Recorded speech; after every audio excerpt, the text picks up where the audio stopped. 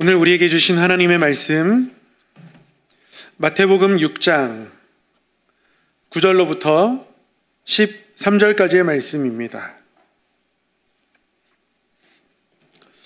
마태복음 6장 9절로부터 13절까지의 말씀, 우리 함께 한 목소리로 합독하도록 하겠습니다. 시작. 그러므로 너희는 이렇게 기도하라. 하늘에 계신 우리 아버지여, 이름이 거룩히 여김을 받으시오며 나라가 임하시오며 뜻이 하늘에서 이루어진 것 같이 땅에서도 이루어지이다. 오늘 우리에게 일용할 양식을 주시옵고 우리가 우리에게 죄 지은 자를 사하여 준 것 같이 우리 죄를 사하여 주시옵고 우리를 시험에 들게 하지 마시옵고 다만 악에서 구하시옵소서. 나라와 권세와 영광이 아버지께 영원히 있사옵나이다. 아멘. 오늘도 우리에게 주신 이 귀한 말씀 사모하며 예배하는 자리에 나오신 우리 성도님들을 진심으로 환영하고 축복합니다. 우리 옆에 분에게 한번 이렇게 인사하겠습니다. 말씀은 선물입니다. 그래서 이렇게 인사할 수 있을 것 같습니다. 오늘 큰 선물을 기대하십시오.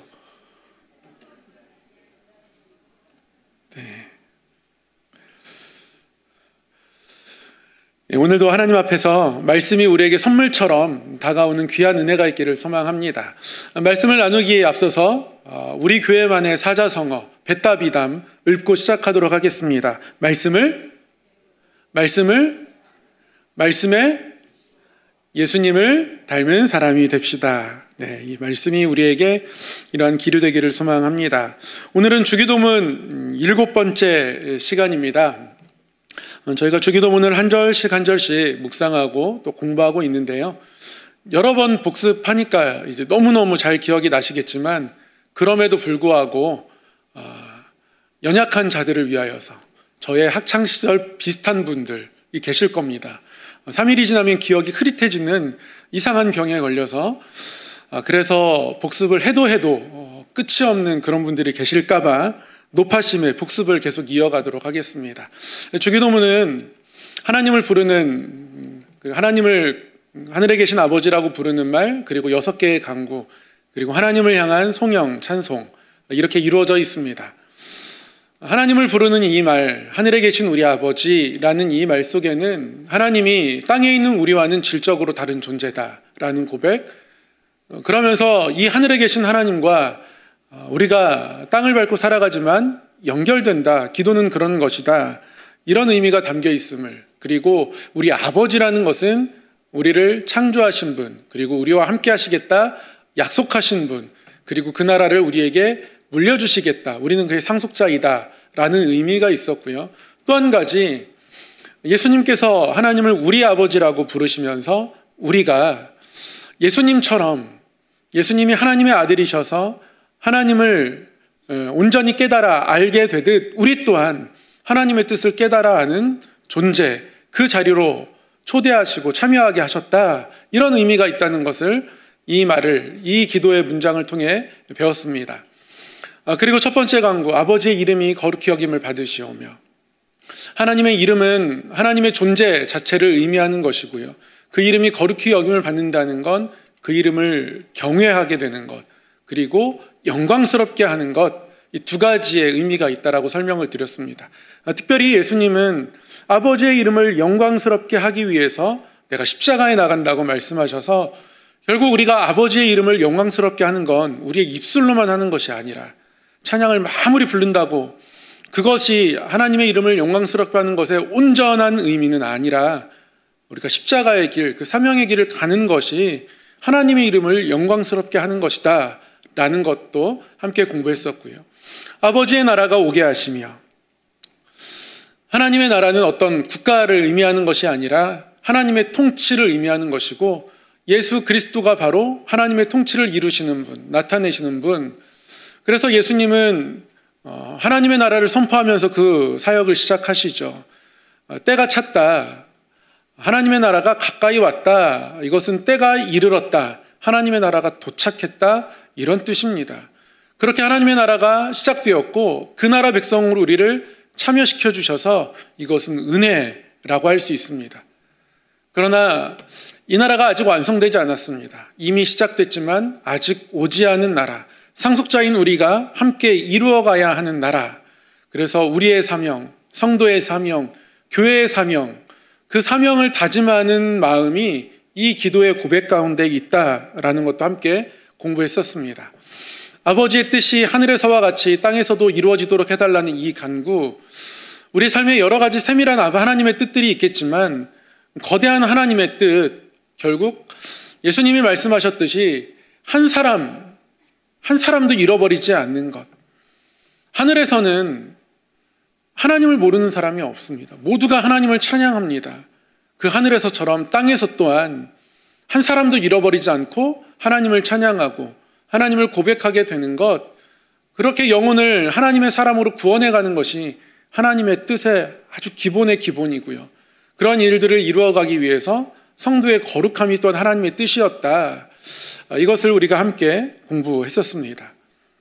그리고 이러한 하나님의 뜻을 구하는 성도의 마음속에서는 예수님이 겟세마네 동산에서 보여주셨던 이 순종의 마음들이 있어야 한다는 것도 함께 공부했었습니다. 오늘 우리에게 일용할 양식을 구하는 이 기도 속에는 저 일용할 양식이 하루의 떡이라고 직역할 수 있거든요. 삶에 필요한 양식을 뜻하기도 하지만 매일매일 성찬을 나눴던 초대교회의 성만찬을 의미하기도 하고요. 그렇게 성만찬을 통해서 부한 자들이 가난한 자를 돕고 한 가족으로 됐듯 그런 성도 간의 사랑이 이 기도에 담겨 있습니다. 또한 매일매일 우리에게 만나처럼 주어주시는 영적인 말씀, 하늘로부터 내려오는 그 영적인 말씀들을 구하는 마음도 이 기도에 담겨 있다 말씀을 드렸고요. 지난주에 공부했던 내용입니다. 우리의 죄를 사하여 달라는 용서를 구하는 기도.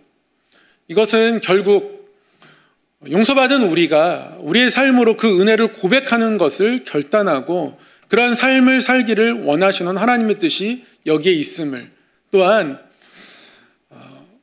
매일 주기도문을 통해서 이 기도를 드리면서 매일의 용서를 구하는 기도, 우리가 하나님 앞에 매일의 용서를 구하는 기도, 또 그럴 수밖에 없는 것이 이 죄라는 단어가 일반적인 어떤 죄를 의미하는 하마르티아가 아니라 부채를 의미하는 단어를 사용하셨거든요. 그냥 문자 그대로 직역하면 우리가 가지고 있는 부채를 다 탕감하여 주시옵고, 이런 기도입니다. 그렇게 예수님께서 기도를 가르쳐 주신 이유는 죄를 씻어내지 않으면 그대로 쌓여 있기 때문에, 증발할 수 없는 것이기 때문에 그 죄에 대한 심각성을 우리에게 깨닫게 하시고 알게 하시기 위해서 이렇게 기도를 가르쳐 주셨다. 여기까지 저희가 공부를 했습니다. 오늘은 우리를 시험에 들게 하지 마시옵고 악에서 구해달라는 이 기도의 내용들을 함께 공부하려고 합니다. 예수님이 우리를 시험에 들게 하지 마시옵고 이렇게 기도하게 하셨습니다. 시험에 들게 하지 마시옵고 악에서 구하시옵소서, 이 시험과 악에 관해서 기도하게 하셨는데요. 일단 이런 질문을 할 수 있습니다. 주어는 누구인가? 우리를 시험에 들게 하지 마시옵고. 시험에 들게 되는 대상은 우리인 것은 너무나 분명한데요. 시험에 들게 하는 이 주어는 누구인가? 얼핏 생각하면 하나님께 기도하는 거니까 하나님이 우리를 시험에 들게 하나? 이런 질문을 할 수 있습니다. 또 생각해보면 하나님이 아브라함을 시험하기도 하셨고 때때로 우리를 시험하시는 하나님의 모습이 성경에 나타나 있으니까 그것을 말씀하는 것인가? 근데 그것을 말씀한다고 생각하면 하나님이 하시는 일에 대해서 하나님 그렇게 하지 말아 주십시오, 이렇게 기도하는 것이 되니까 이게 하나님의 뜻을 구하는 기도인지, 기도자의 순종의 마음이 도대체 있는 고백을 할 수 있는지, 이런 의문이 뒤따라 들게 되죠. 여기서의 이 시험은 하나님이 우리에게 주시는 어떤 테스트 또는 우리를 향한 연단, 이런 것을 의미하는 단어는 아닙니다. 여기서 우리를 시험에 들게 하는 주어는 너무 분명합니다. 사단입니다. 대부분의 영어 성경에서 그래서 이 시험이라는 단어를 테스트라고 번역하지 않습니다. 다 템테이션이라고 번역합니다. 유혹이라고 번역하는 거죠. 우리를 그 유혹에 들지 말게 해달라고 예수님께서 기도하게 하셨습니다. 이 들지 말게라는 이 헬라어도요, 이 아넨카라는 말은 이끌어간다는 뜻입니다. 그러니까 우리를 어떤 유혹 속으로 누군가가 이끌어간다는 거예요. 그래서 주어는 분명해집니다. 직역하면 주어가 너무 분명해져요. 우리를 유혹 속으로 이끌어가는 그 누군가, 사단인 거죠. 누군가가 우리를 유혹 속으로 이끌어간다는 사실을 우리는 기억해야 합니다. 그런 존재가 있다는 것을 기도 가운데에 의식하기를 바라셨던 거예요. 예수님의 시험을 생각하면 이 존재가 우리에게도 올 것을 우리는 너무 분명하게 알 수 있습니다. 예수님 넘어뜨리려고 갔던 존재가 우리에게 오지 않겠습니까? 예수님이 공생애를 시작하시기 전에 광야에서 금식의 기간을 가지셨습니다. 이때 이 사단이 예수님을 찾아가죠. 예수님을 찾아가서 예수님을 시험합니다. 정말 네가 하나님의 아들이면 배고프니까 이 돌을 가지고 떡을 만들어서 먹어라. 너의 능력을 그렇게 너의 지금 상황을 해결할 수 있도록 너 자신을 위해서 사용해라. 이런 유혹을 사단이 하게 되죠. 그러나 예수님 그 유혹을 이기십니다. 예수님은 자기 자신을 위해 그 능력을 사용하실 생각이 조금도 없습니다. 네가 하나님의 아들이면 성전에서 뛰어내려라. 천사들이 받지 않겠느냐. 그리고 네가 만약에 나에게 절하면 이 세상의 영광을 너에게 주겠다. 이렇게 계속적으로 사단은 예수님을 시험하죠. 그러나 예수님은 그때마다 말씀을 통하여서 하나님만 경배한다. 주 너의 하나님을 시험하지 말라. 이렇게 성경 말씀을 가지고 사단의 유혹을 이기게 됩니다. 예수님의 공생의 사역 가운데 분명히 나타났듯 하나님의 나라를 구하는 곳에는 그 나라를 방해하는 사단이 찾아옵니다. 우리가 기도 가운데에 우리의 삶을 유혹으로 이끌어가는 하나님의 나라 속으로 들어가는 것이 아니라 세상의 나라로 살아가게 하는 일종의 힘을 가진 어떤 존재가 우리를 이끌려 한다는 것을 우리가 기억해야 합니다.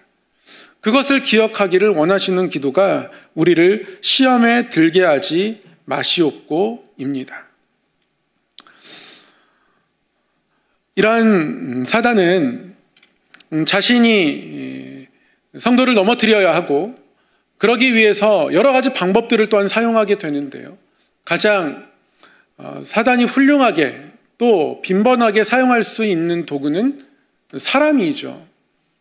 예수님의 사역 가운데 사단이 직접 예수님을 찾아왔었습니다. 근데 예수님이 너무 분명하게 이겨내셨습니다. 예수님을 좀 더 육적으로 괴롭히면 예수님이 넘어가지 않을까. 사단은 예수님을 괴롭히기로 작정합니다. 또한 많은 사람들이 예수님을 따르지 못하도록 사람을 사용하기로 작정하죠. 그렇게 사단의 도구되어 사용되었던 사람들이 대표적으로 바리새인 서기관들이라고 할 수 있습니다. 오죽하면 예수님이 독사의 자식들이라고 했겠습니까? 너희가 사단의 자녀들이다. 너희의 아비가 사단이다. 이렇게 말씀하시기까지 하셨겠습니까? 이들이 예수님을 늘 시험합니다. 예수님을 시험하며 질문합니다. 가이사랴 빌립보에서는 바리새인과 서기관들이 예수님 찾아와서 정말 당신이 메시아라면 그걸 입증할 수 있는 표적을 보여주십시오. 표적이 있어야 믿겠습니다. 이렇게 얘기합니다. 아무 표적도 이들이 기대할 수 있는 그런 표적이 임하지 않을 것이라고 생각하며 비꼬듯 그렇게 얘기하는 겁니다. 예수님이 악한 세대가 그런 표적을 구한다라고 이들을 나무라셨죠. 예루살렘 성전에 들어와서도 마찬가지입니다. 예수님에게 끊임없이 질문하고 논쟁합니다. 예수님을 시험해서 질문한다. 예수님을 넘어뜨리기 위해서 질문하는 것이다라고 성경은 바리새인과 서기관들의 도전을 늘 같은 태도로 기록하고 있습니다. 사단이 이 사람들을 사용하는 겁니다. 그래서 예수님을 넘어뜨리려 하는 것이고요. 제자들을 넘어뜨리려 하는 것이죠. 사단이 사용하는 또 하나는 우리의 자아입니다. 사단은 우리의 내면을 사용하기도 하죠. 사단은 한번 예수님을 가로막기 위해서 베드로를 사용한 적이 있습니다. 베드로에게 예수님을 맞고자 하는 마음을 주었습니다. 예수님이 예루살렘에 도착하면 내가 고난당하게 될 것이다. 이런 얘기를 가이사랴 빌립보 그 예루살렘 여정길에서 꺼내게 되자 베드로가 막아서죠. 주님, 그럴 수 없습니다. 그렇게 하지 마십시오. 왜 그렇게 합니까? 베드로는 또 제자들은 예루살렘에서 높은 자리에 차지할 것을 기대하고 있거든요. 그러니까 자신의 기대와 어긋나자 맞지 않자 예수님을 막아서고 싶은 겁니다. 그래서 그때 베드로에게 예수님께서 사단아라고 나무라십니다. 그리고 내 뒤로 와라. 나의 뒤로 와라. 나의 앞길을 막으면 안 된다. 우리가 예수님을 막아서는 순간 그것은 사단의 마음이고 예수님을 따라갈 때 그게 제자의 마음이라는 것을 예수님이 그 자리에서 분명히 보여주셨습니다. 언젠가 제가 이 본문으로 또 주일에 말씀을 전하기도 했습니다. 가룟 유다의 마음에도 예수님 그 길을 막아서는 사단의 생각이 들어가게 되죠. 그래서 결국 가룟 유다는 예수님을 팔아넘기게 됩니다. 가룟 유다의 마음에 사단이 예수님을 팔려는 생각을 집어넣었다라고 합니다. 사단의 입장에서는 가룟 유다가 가장 사용하기 편했던 것 같아요. 가룟 유다는 돈을 관리하는 회계였습니다. 돈을 관리하다 보니까 돈이 너무 좋아지는 거예요. 늘 수중에 돈이 있습니다. 더군다나 가룟 유다가 가룟 유다인 이유는 가룟 출신이기 때문에 그렇습니다. 남부지방이죠. 12제자 중에 나머지는 갈릴리 일대 북부 출신입니다. 유일하게 고향이 달라요. 돈을 만지고 있고 출신이 다르고 사단이 보기에 가룟 유다는 너무 사용하기 딱 좋았습니다. 그의 연약함을 치고 돌아갔습니다. 그래서 가룟 유다를 통해서 예수님을 팔아 넘기게 되죠.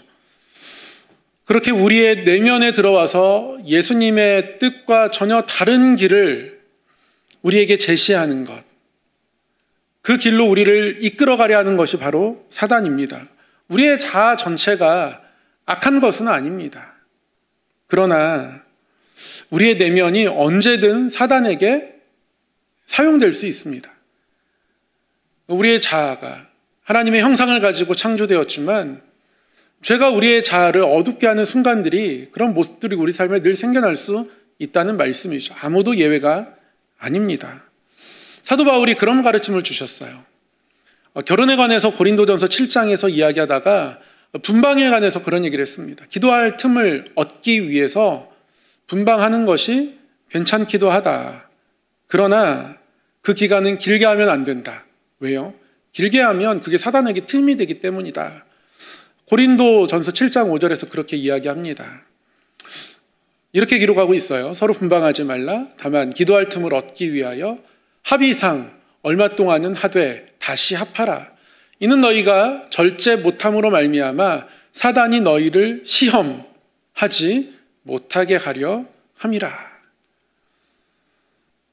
기도하기 위해서 분방했는데도 불구하고 그것이 사단에게는 시험할 수 있는 틈이 된다. 사도 바울이 그렇게 가르쳐주고 있는 거예요. 언제든 기도하는 중에도 틈탈 수 있다는 말씀입니다. 기도하기 위해서 분방했는데, 그런데 그것이 길어지면 그 또한 사단에게 틈이 되어진다. 그만큼 사단은 우리에게 가까이 있다라고 말씀이 가르쳐 주는 겁니다. 그렇게 우리 안에 사단은 언제든지 들어올 수 있습니다. 그래서 무릇 지킬 만한 것은 우리의 마음인 겁니다. 때로는 사단이 우리의 환경을 사용할 겁니다. 우리의 환경을 사용해서 어려움과 시련을 통해서 우리가 하나님 따라가지 못하도록, 하나님 바라보지 못하도록 막아섭니다. 야고보서 1장 2절 말씀에 이렇게 얘기합니다. 내 형제들아, 너희가 여러 가지 시험을 당하거든 온전히 기쁘게 여기라. 이는 너희 믿음의 시련이 인내를 만들어내는 줄 알미라. 여러 가지 시험을 당할 것을 말씀합니다. 그러나 이 시험을 당할 때에 이 믿음의 시련이 인내가 된다, 이렇게 이야기합니다. 시련이 있을 수 있습니다.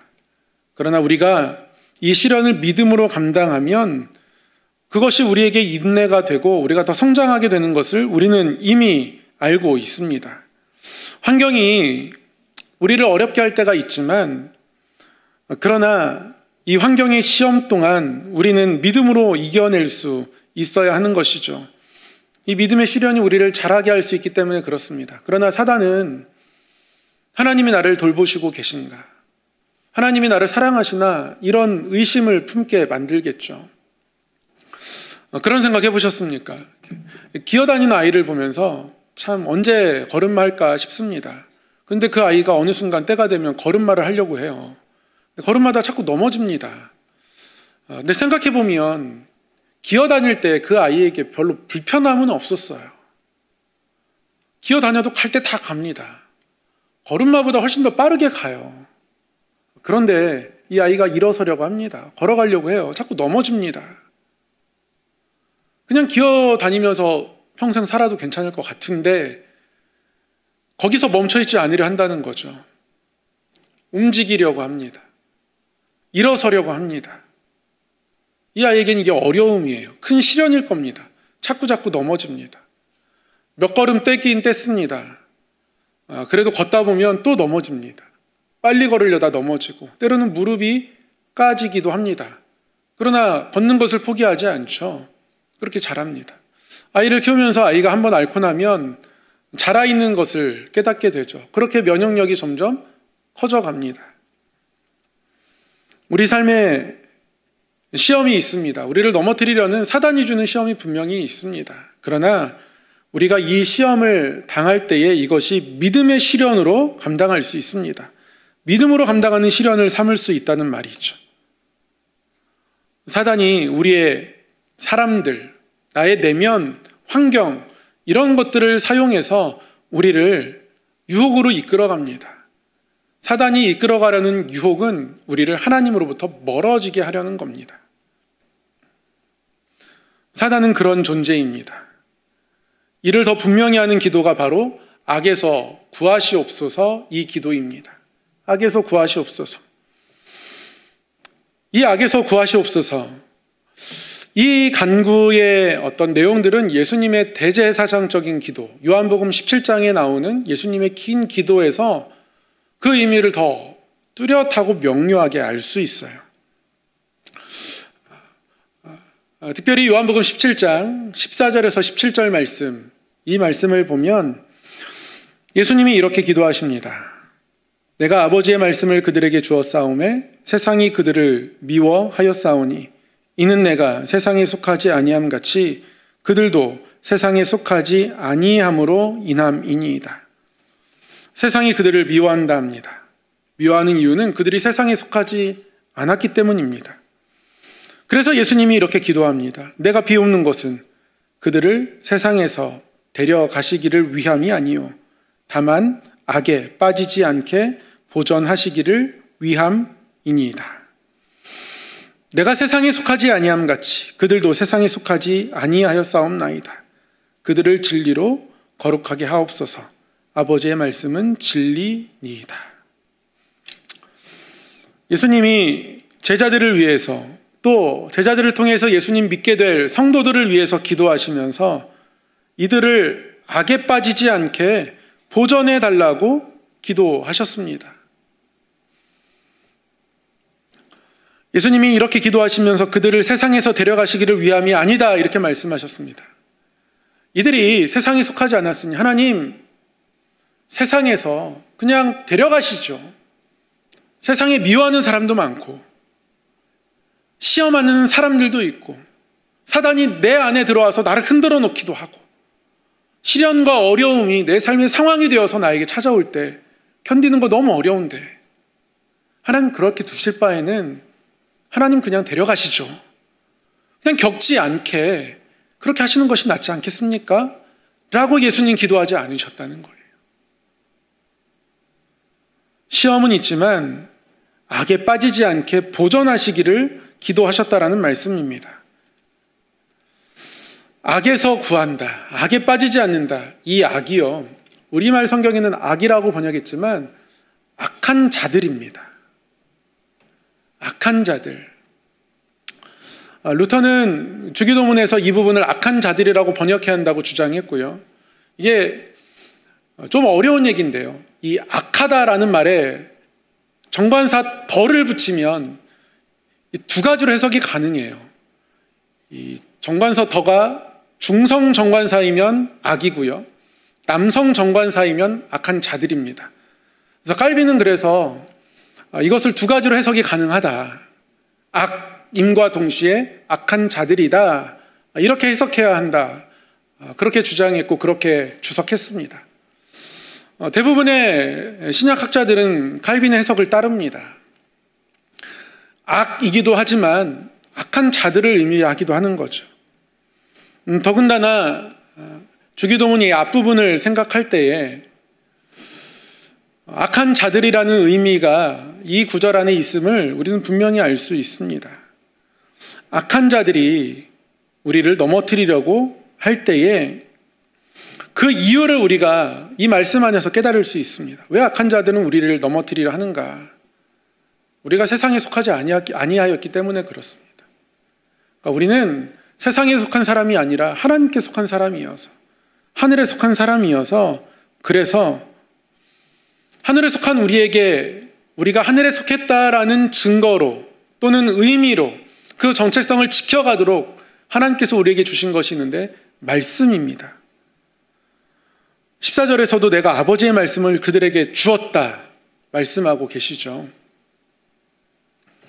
결국 악한 자들이 우리를 넘어뜨리려 하지만, 우리를 힘들고 어렵게 하지만, 때로는 사람을 통해서, 환경을 통해서 나의 내면을 흔들어서 우리로 하나님 앞에 온전히 서지 못하도록 하지만, 그런 상황 속에서 우리가 오히려 기억해야 하는 건 하나님이 나를 사랑하시지 않나 라는 마음이 아니라 내가 세상에 속하지 아니하였구나 라는 것입니다. 쉽지 않은 일이죠. 어려운 상황 속에서 때로는 시험을 겪으며 유혹을 겪으며 내가 여전히 하나님께 속하였다라고 생각하는 것이 쉽지 않습니다. 그럼에도 불구하고 우리 연약함을 우리 성령님은 도우십니다. 어려운 상황 속에서, 질병 속에서, 때로는 이해하지 않는 환난 속에서, 그래서 우리 성도들은 기도하며 감당하려고 합니다. 큰 수술을 앞두고 있어도 하나님 앞에 기도하고 그 수술실에 들어가고 싶어 합니다. 우리가 세상에 속하지 아니하였기 때문인 겁니다. 그것을 깨달아 알 수 있도록 하나님이 우리에게 말씀을 주셨습니다. 예수님께서 우리를 악에서 구해달라고 기도하실 때, 우리가 또한 예수님의 기도를 우리의 가슴에 담아내어서 우리를 악에서 구해달라고 기도할 때, 결국 우리가 이 예수님의 대제사장적인 요한복음 17장 14절 이하의 기도를 함께 기억하면서 우리가 기도하는 가운데 가져야 되는 마음은, 우리가 하나님께 속하였고 그리고 말씀이 우리를 지켜주실 것이기 때문에 다시 한번 말씀 위에서 말씀을 붙들고 서야 하고, 결국 또한 이런 어떤 상황이 나에게 찾아오게 될지라도 나의 정체성을 지켜주고 나로 하나님 앞에 기도하게 할 수 있는 것, 결국 말씀이라는 사실을, 대부분의 경우 커다란 고통 앞에서는 기도하지 못합니다. 뭐라고 기도해야 될지 알지 못해요. 그때 성령님께서 우리에게 한 줄 말씀 붙들고 하나님 앞에 서게 하십니다. 그 말씀이 우리로 하나님 앞에 설 수 있도록 지켜주는 거예요. 말씀은 그런 겁니다. 그래서 악에서 나를 구해달라고 기도할 때마다 우리 마음속에 함께 가져야 하는 생각은, 하나님이 나에게 말씀을 주셨으니 내가 말씀 붙들고 살아야지. 결국 말씀이 나를 지켜줄 텐데 말씀 붙들고 살아야지. 그런 마음들인 겁니다. 특별히 우리가 한 가지를 더 기억하기를 원하는데요. 예수님의 이 요한복음 17장의 기도에서도 우리가 세상에 속하지 않았다, 우리의 정체성이 하늘에 속한 자들이라는 것을 분명하게 말씀하고 계시는데요. 우리의 정체성을 분명하게 해주는 말씀이 하나 더 있습니다. 예수님이 제자들을 가르쳐서 성도들을 가르쳐서 여러 가지로 정의하셨지만 누가복음에 보면 이러한 정의가 있어요. 나의 모든 시험 중에 항상 나와 함께 한 자들. 예수님도 시험을 말씀으로 이겨내십니다. 처음 사단의 시험을 이길 때도 그랬고요. 결국 예수님 말씀으로 이겨내십니다. 너희들이 말씀을 깨닫지 못했기 때문에 나를 오해하는 것이라고 반복적으로 말씀하시고, 그렇게 예수님은 시험을 이겨내셨습니다. 제자들이 그걸 봤고요. 그래서 예수님은 제자들을 향해서 나의 모든 시험 중에 항상 나와 함께한 자들, 이렇게 제자들을 말씀하세요. 누가복음 22장 28절에서 30절 말씀입니다. 이 구절은 우리 한 목소리로 함께 읽었으면 좋겠습니다. 함께 합독하겠습니다. 시작. 너희는 나의 모든 시험 중에 항상 나와 함께한 자들인즉 내 아버지께서 나라를 내게 맡기신 것 같이 나도 너희에게 맡겨 너희로 내 나라에 있어 내 상에서 먹고 마시며 또는 보좌에 앉아 이스라엘 12지파를 다스리게 하려 하노라. 제자들 마음에요, 시험을 피하고 싶었습니다. 어려운 자리에 나아가지 않고 싶었어요. 누가복음 22장은 어떤 장면이냐면 우리 중에 누가 크냐 이거 이야기하는 장면입니다. 제자들은 시험 당하는 삶을 싫어했습니다. 피하고 싶었어요. 그때 예수님께서 제자들에게 하시는 겁니다. 너희는 나의 모든 시험 중에 나와 함께한 자들이다. 그래서 나의 나라를 너에게 맡기는 것이고 결국 예수님이 높여주실 때가 있습니다. 그렇게 12지파의 통치의 자리에 세우는 날들이 분명히 있을 것인데, 그러나 그것만 바라보는 것이 아니라 예수님이 가셨던 그 길을 동일하게 가려는 마음들로 제자들이 서기를 원하셨다는 거예요.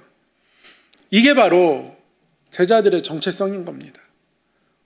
우리가 세상에 속하지 않고 하늘에 속한 사람들이고, 하늘에 속한 사람들로서 우리 주님을 따라간다라고 하면 결국 예수님이 말씀하신 이 정체성이 우리에게 있어야 하는 것이죠.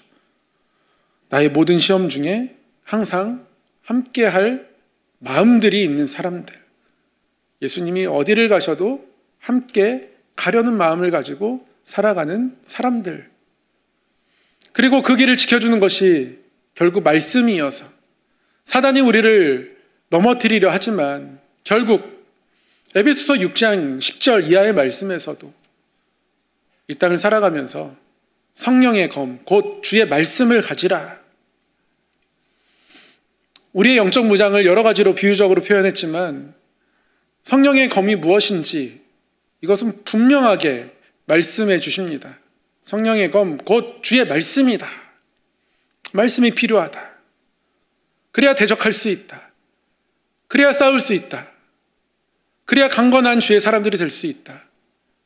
이것이 사도 바울이 에베소 교인들에게 편지하면서 마지막 부탁한 내용이잖아요. 끝으로 내가 주 안에서와 그 힘의 능력으로 강건하여지고 마귀의 괴계를 능히 대적하기 위하여 하나님의 전신갑주를 입으라 말씀하시면서 결국 사단을 물리치는 공격형 무기 최종의 것은 주의 말씀인 것을 우리에게 가르쳐 줍니다. 예수님께서 시험에 들게 하지 마시옵고 악에서 구하시옵소서. 단순하게 생각하면 우리를 죄에 빠지지 말게 해달라고 하는 기도이기도 하지만 1차적으로는 우리의 정체성을 분명하게 하는 간구입니다. 우리가 어떠한 시험 속에서도 유혹 속에서도 예수님만을 따라가고 시험이 어떤 형태로 오든지 사람을 통해서 오든 나의 내면이 흔들리든 어떤 시련과 어려움을 통해서 오든 상관없이 우리는 예수님을 따라가는 제자들이다. 이미 예수님과 함께 시험받은 자들이다. 라는 우리의 정체성을 분명히 하는 간구입니다. 그리고 그 정체성으로 예수님이 원하시는 그 길, 예수님을 따라가는 그 길을 끝까지 가기 위해서 말씀을 더욱 붙들 살아가야겠구나.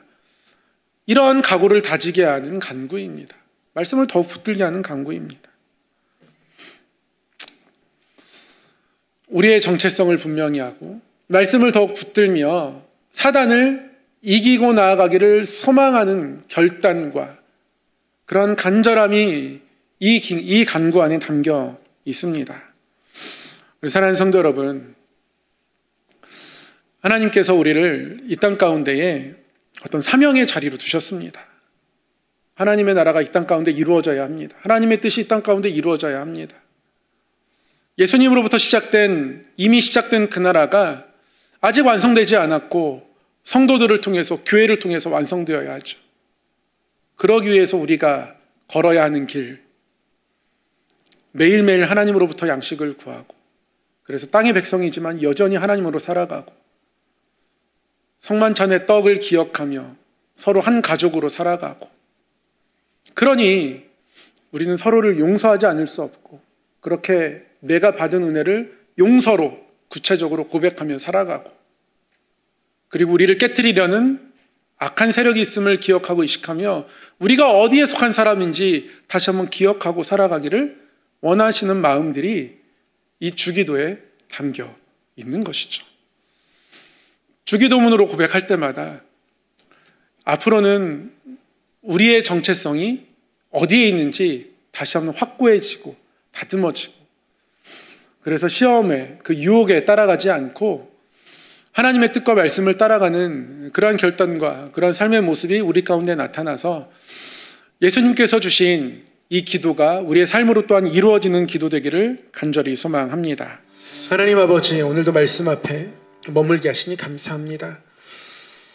말씀을 배우고 말씀을 따르며 말씀에 비추어 우리의 삶이 더욱더 우리 주님을 닮아가기를 소망합니다.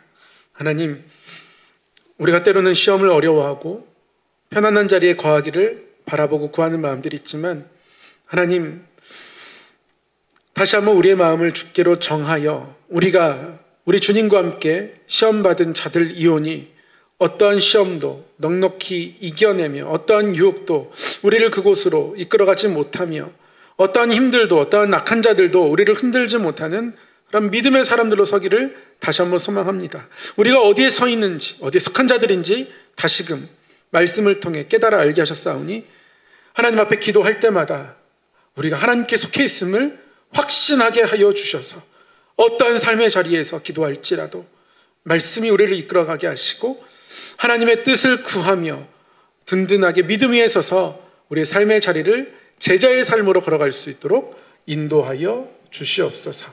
예수님의 이름으로 기도드리옵나이다. 아멘.